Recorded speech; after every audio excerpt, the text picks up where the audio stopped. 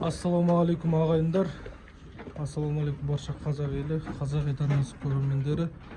Қалдарыңыз қалай, денсаулықтарыңыз қалай? Күн суытып, қыс келіп, қар жауып, рейтік ықпалды барлығынан. Біздің қорадағы бордақыларымыз да тұр. Биылдыққа енді барлығы кішкентай болды. Тәуба, Аллаға шүкір. Былтыр жақсы кірген. Енді өздеріңіз білесіздер, бағаның өзгеруіне байланысты қымбат малды алып, сосын баға түсіп кетсе, тағы да дұрыс болмай қалады деп, осындай бағасы келгеннің, реті келгеннің алдық. Ең жоғарысы 280 мыңға алынған болатын. Міне мынау сементал құнажын шығар ғой. Бұл да бордақыда тұр. Бұқадан кеш шықты, немесе бұқадан шықпай қалды. Қалғандары 220 мыңға, 250 мыңға және 150 мың теңгеге алынған бұқалар. Мынау 220 мыңға алынған, 250 мыңға алынған құнажын шығар ғой бұл да. Сосын мынау Микки Маус патсос бұзау 250 мыңға алынған. Мынау бір жасар бұқамыз жазды күні алынған, білесіздер, 200 мыңға алған болатынмын. Мына екеуін бір үйден 240 мың теңгеге алған болатынмын. Арғы қорада тұрды, бергі қораға ауыстырдық. Өздеріңіз білесіздер, тайынша бордақыладық. Яғни 8 бас тайынша кіргізген болатынбыз. Ұрғашы. Енді кейбіреулер түсінбей жатады. Еркек тайынша, ұрғашы тайынша деп. Енді біздің жақтың тілімен ұрғашы малдарды тайынша деп айтамыз. Еркек малдарды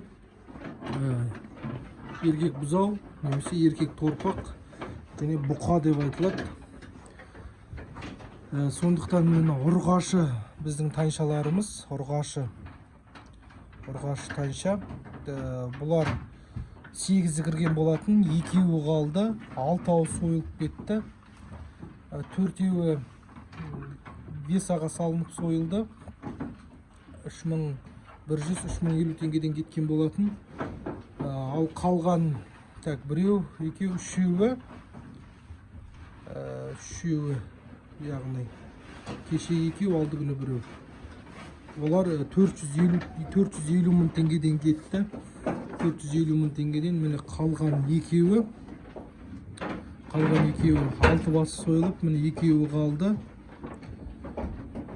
Үшеуі весамен кетті, 4-і, үшеуі бұлай кетті. Немен?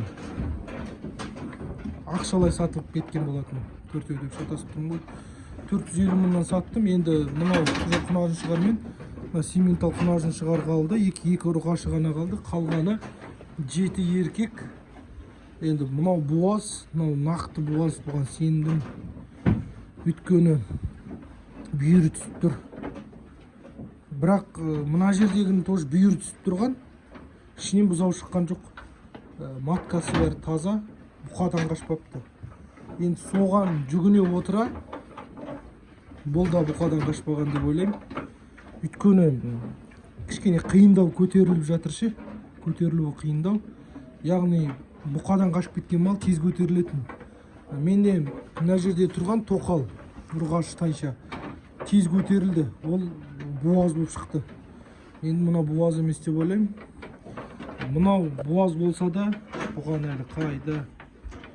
Мен барғанда бұқадан тоқтамаған, қашып үлгермейді деп ойлаймын мен бұқадан. Яғни бұл қысыр деп ойлаймын, бұл сементал ше. Енді бір Алла біледі, ақбас бұқалар жүгіріп жүрді артынан. Яғни қашса қашып кетеді, қашпаса қашпағанын көреміз. Енді осы мынау сементал 150 мыңға алынған бұқамыз. Сементал ғой, өзі сементал малдың өзі бой биік болады, бойына береді ғой. Уақыт өте келе 1,5 жасарынан бастап 1 жастан асқаннан кейін денесіне беретін болады. Яғни бұл патсос болмаған. Бұл бұқаным мен Алла қаласа енді ниетім бар, жақсылап бұқалыққа өсірем ба деп бұл бұқаны сатсам қымбат бағаға сатам, сатпасам бұл бұқа тұрады. Яғни бұның әкесі де, шешесі де тазаған симментал. Тазаған симментал. Енді бұны менде каналымда, ютубта каналда видеолар бар. Өзі бірінші келген видеоларын көрсеңіздер болады. Қалай бұл кішкентай мыртық арық болған. Мынау 250 мыңға алынған, мынау 150 мыңға алынған. Енді айырмашылығын салыстыра кетіңіздер. Бұл енді подсос болған ғой, бұның арқасы жалпақ. Бірақ біздің мынау подсос болмаған, сүтке жармаған рахит болды ғой. Мына жақ көзіне ақ түскен, мен алған кезде қызарып қанталап тұрды. Күмән болды, қалай болады екен деп, бірақ Аллаға шүкір көтерілімі жақсы. Енді менің жеп атқан тамақтарына келсек, бидай. Негізі бидай деген жақсы ғой, бірақ бидай ауырлау екен действительно. Малдардың жеміне, несіне ауырлау екен. Бір кісімен 8 тонна жемге келісіп қойғам, енді оны алмайтын болып, ол кісі бере алмайтын болып, мен ақшамды қайтарып берді. Енді мен бұларға отход ала беретін болам. Мел комбинаттан отходпен келісіп атыр, бұйыртса. Отходпен күшті семіреді. Мен өзім көрдім. Отход беріп жүрдім ғой басында, өзгерістері мықты болды енді бар ғой. Отход жеңіл болады, жеңіл. Қорытылуына да жақсы болады. Оны көп берсең, ол жей береді. Ол отходтың құрамында бидай, содан кейін бидайдың қауызы, сосын тағы да бірдеме бар. Бірақ енді оны мықты жейді енді. Алла қаласа, менде қазір жем бітті. Міне 2 қап бидай қалды. 2 қап бидай. Бұны бүгін жейм, ертең жейм. Сонымен бітті ғой. Алла қаласа, маған отход алу керек. Міне дробилкамыз. Аллаға шүкір, осы дробилка тартып жатыр бәрін.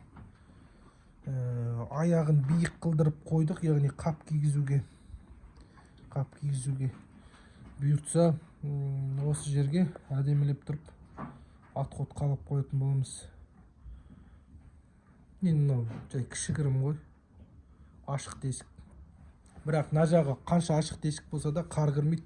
Өйткені бізде жел мына жақтан болады да, мына жақтан қар келеді да, мынаның артын бәрін жауып тастайды да, мына жаққа қар кірмейді. Бірақ бұйыртса, ананың бәрін қаңылтырмен жауып қоятын боламыз. Енді біздің қорамыз бюджетный қора, ешқандай андай бар. Керемет қора емес.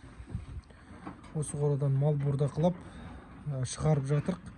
Енді бұйырғаны, оған енді қора салуға ақша жетпейді. Сондықтан осы қорада ұстай беретін боламыз. Міне, мен жайғауға келетін болсақ, мен бұларды бір-ақ мезгіл жайғап жүрмін.